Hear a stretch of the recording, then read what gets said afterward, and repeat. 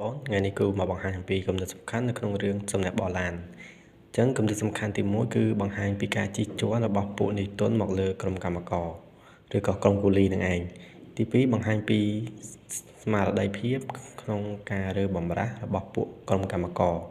តោះនេះអញ្ចឹងការរើបម្រាស់នេះដែរគឺមានការជួយពីសឹមណាឲ្យក្រុមកម្មករនឹងប្រឹងប្រែងរៀនសូត្រឡើងវិញទី3បង្ហាញពីសិទ្ធិសេរីភាពរបស់មនុស្សនៅក្នុងសង្គមខ្មែរអញ្ចឹងតាមរយៈស្នាដៃរឿងសឹមបលានេះ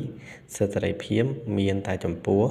ពួកតកែពួកនេះទុនទេចំណែកឯប្រជាជនស្លូតត្រង់ធម្មតាគឺគ្មានសិទ្ធិសេរីភាពទេតើនៅតបន្តមកទៀតបង្ហាញពីជីវភាពរស់នៅរបស់ប្រជាជនជួបការលំបាកក្រីក្រអីហ្នឹងអញ្ចឹងនៅក្នុងសង្គមបច្ចាកាសរឿងហ្នឹងប្រជាពលរដ្ឋឬក៏ប្រជាជនហ្នឹងជួបការលំបាកខ្វះខាតច្រើនភាគច្រើនសុទ្ធតែជាវណ្ណៈកម្មករគេនិងចុងក្រោយបង្ហាញពីសង្គមនាសម័យនោះប្រជាជនរស់នៅមានការបែងចែកវណ្ណៈគ្នាអញ្ចឹងនៅក្នុងសង្គមរឿងសំណាក់បរឡានហ្នឹងប្រជាជនរស់នៅមានការបែងចែកវណ្ណៈរវាងវណ្ណៈអ្នកមាននិងវណ្ណៈអ្នកក្រដែលយើងហៅថាវណ្ណៈមូលធននិងវណ្ណៈអធននឹងឯងណាអញ្ចឹងបើចង់បានគោលសំខាន់នៅក្នុងរឿងផ្សេងៗទៀតកុំភ្លេច comment ណាហើយជួយ follow page គ្រូមួយផងបើបងប្អូនចង់រៀនអី